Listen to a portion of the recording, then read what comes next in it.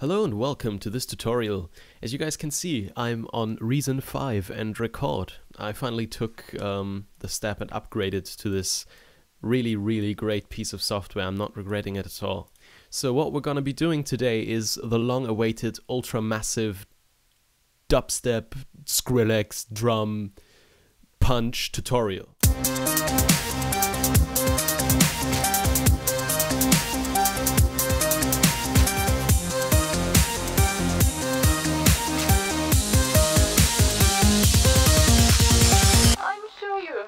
Out how it all works by now.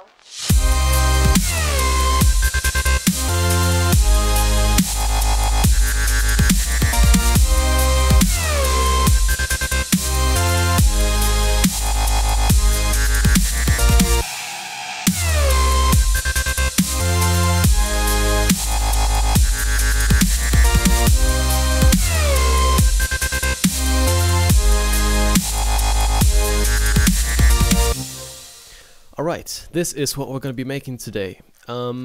Just taking a look at my sequencer. All this stuff here, that is just the bass and all the instruments. What we're going to be focusing on today is just these four things. So I'm just going to solo those so you can take a listen.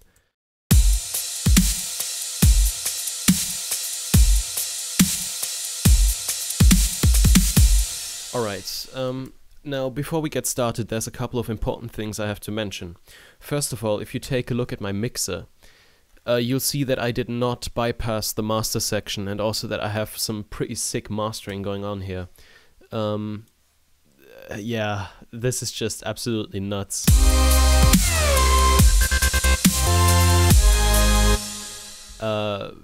Yeah. The mastering is something that's really important for massive Skrillex type drums, because if I bypass these, the way you hear the compression, like the actual, the fatness of the sound, so to speak, that's all due to the mastering. So keep in mind that mastering is going to make a huge difference.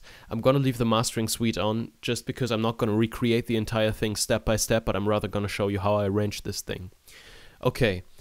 The second thing that's very important to mention is that after designing the drums, while they may not sound fat at all, it's very important for you guys to sidechain every single other instrument there is. Like, for example, if you take a listen to Skrillex featuring Foreign Beggars, and I'm really sorry, by the way, that I mentioned Skrillex this much. I know there's a lot of controversy going on about Skrillex and everybody hating him and noobs liking him and everything. It's like, I mean, I respect him as a producer. He's quite good. He knows how to make his stuff, and yeah, I think nobody should be jealous of him because, you know, he produces quality shit. So anyway, yeah. What was I gonna say? Yeah, sidechaining shit. So if you take a listen to Skrillex featuring Foreign Beggars, still getting it. If you take a listen to the intro section in this track, you can really hear that all the instruments except the drums, they are sidechained to the drum channel. And the way I set this up here, if you take a listen to the massive stuff that is going on, it's all being sidechained. If I just take a couple of instruments I have in the intro here and solo them, you'll be able to hear the sidechaining very well. So the way I set this up is I didn't actually take a second signal from the drums because that was just too much hassle. What I did, for example, I'm doing this unprepared, as you can probably notice. Massive rack. Here we go. So this is my massive patch. As you can see, it's just a couple of Thors in a combinator which creates a sound, then some delay, and then what's important is the compressor. The compressor is routed to a redrum, and the redrum doesn't have a sequencer lane. The redrum, all it does is I put a standard disco kit, that's what it comes with when you load it up. And then I programmed 1 and 9 to hit the kick drum, routed that into the compressor as the sidechain input, and you can hear, even though the drums are not playing, it's being sidechained. And I just copied that effect chain with the redrum and the compressor to pretty much every other instrument there is in this breakdown, in this drop, like in this main part. So if I unsolo this, everything is pumping really nicely, and that's the other very, very important thing you have to keep in mind. When trying to produce fat, massive dubstep drums, even though to the average listener it's easy to be overheard, sidechaining is absolutely vital, at least when creating what's called bro step nowadays. So if I mute, let's see if I can mute these all on the fly. Kick, Kong 2, snare noise, right cymbal, 2 Rex loops. So there's absolutely complete silence when the drums are supposed to hit, which is very, very important. I'm not gonna get myself into that much work to disable all the compressors and show you the difference, but it's absolutely vital, let me tell you. Okay, now for the really interesting part, the way I built those drums. Well, the first thing about massive drums is that you gotta have good samples. So let's take a look at the way I set this kick up, for example. Okay, so rack view. Let me just solo the drums and put the loop on. Actually, let's just solo the kick. So this is my kick drum here. The kick drum is basically a Kong, and I'm still getting used to Kong. I'm sure I'm not using it to its full potential. But what I did here is take 2 pads and layer 2 kick drums. This one is, I'm not even sure where these are from, but I took this kick drum with kind of like a high cymbal to it, and this really bassy one, and I, in the sequencer lane, I layered them on top of each other. So here's the kick lane, so you can take a look at this. I layered them both, and now they're playing together. For effects, I didn't even do that much to them. I cut a little bit of the middle frequencies to give them some fatness, and I used the compressor to just bring out the punch, which gives them some really nice punch. So that's all there is to do for the kick drum. Please keep in mind that these samples are quite nice, so you probably won't be able to recreate this effect this nicely with just factory sound bank samples. And please invest in sample packs. They're not that expensive. Like you can get something I really recommend is Loopmaster's high-ranking dubstep teardown, I think it's called. This has some proper good samples in there. Even just go to the Propellerhead site and look through their samples shop section. You can find some really good refills and some massive dubstep and drum and bass samples. Okay, for the interesting part, the snare. The snare, I think that's Vengeance Essential Club Sounds. Yeah. For this snare, I layered a couple of snares and I linked them all together. So let me just deactivate the link here, so we can listen to each sample individually. Just gonna bypass these effects. So I use this thing, like kind of like a clap snare, and this snare with noise on it, kind of cracky kind of thing with nice resonance. Then I put a hi-hat and a noise generator, but we'll talk about that later. And then here's just another punchy kind of addition. You'll notice instantly, well, you probably won't, but I'm putting it into your mind right now, that with these snares, I always turn the decay down to almost where the snare is really punchy. Like here, for example, the snare was quite long with some delay on it, not delay, but reverb, and that's really not what we want. If we want to apply reverb, we can always do that later. So I turned the decay down to this value, so that it's nice and punchy and goes well with the others. So after I found a couple of nice snares that blended nicely together, I just linked them in this pad group link feature here in Kong. As I said, I'm still getting used to it. And then I had a really nice snare sound. But just playing it like this is not really satisfying. What it really comes down to is the EQ, and here's a snare trick that you just have to get your head around if you want to produce fat drums. Bring out the resonance. You'll see this really harsh EQ curve I have going on right here.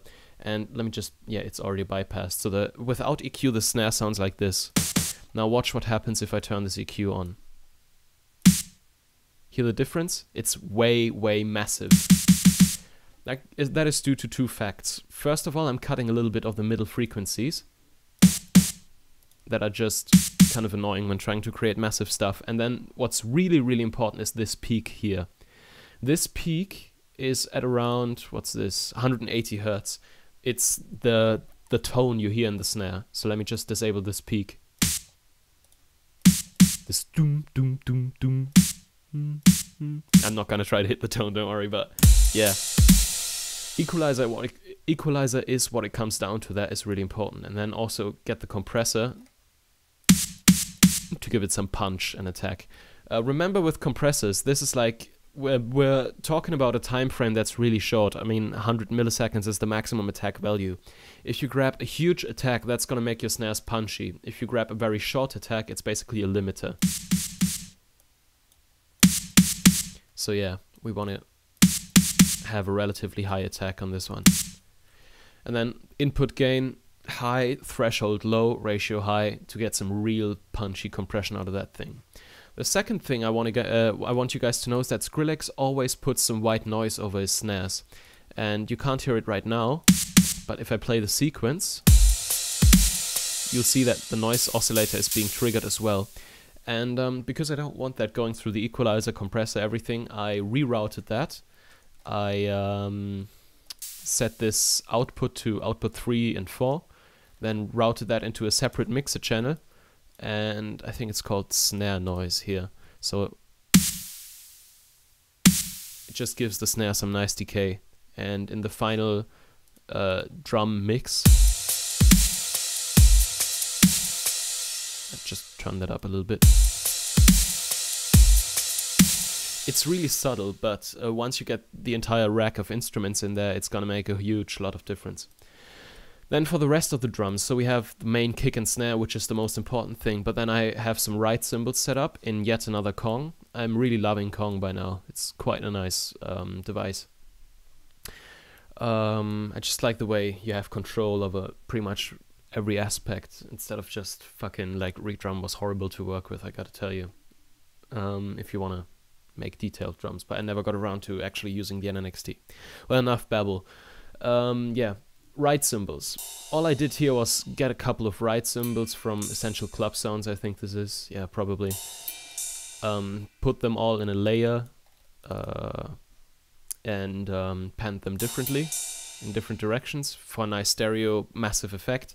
And then this one is just a crash cymbal, which I left in the middle because it has a nice stereo feeling to it. And layering these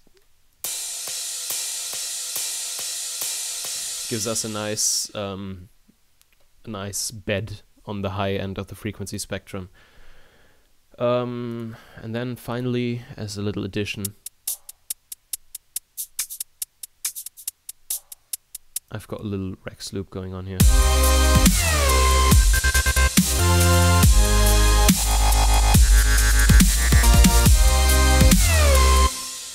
And that's pretty much the way you create massive drums.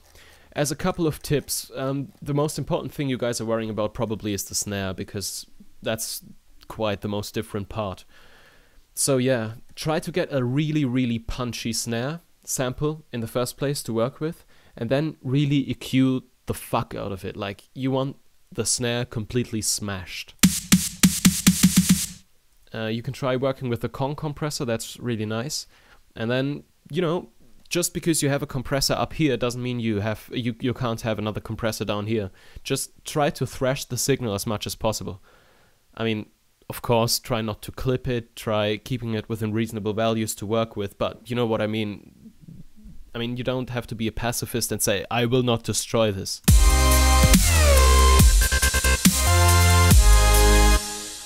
And then also the other important thing to notice is don't focus all that much on your drums. The rest of the arrangement is just as important. If you think that the snare is not completely filling out the audio spectrum, then it's well possible that you've got other instruments going on that are just not fat enough. For example, I already played the drums alone a couple of times, but I'm just gonna do it now again anyway. That's quite nice, but alone it's just not gonna cut it. If I give you the build up and then mute all these instruments here, you'll soon hear that it's just not fat enough. I'm sure you have figured out how it all works by now.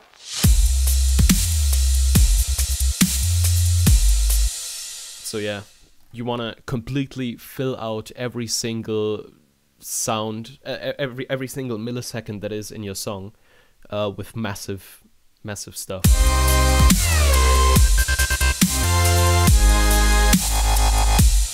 It's a lot of work getting it to sound this massive. Like, if you take a look at this rack, you can see a compressor behind pretty much every device. And that can be quite frustrating to just want to drop a sample in there and let it be. But really take the effort and tweak your compressor settings to get it sounding massive. And yeah. Oh, also a little quiz. Who can tell me where this sound is from? Drop a comment, and I'm looking forward to reading your comments. See you next time.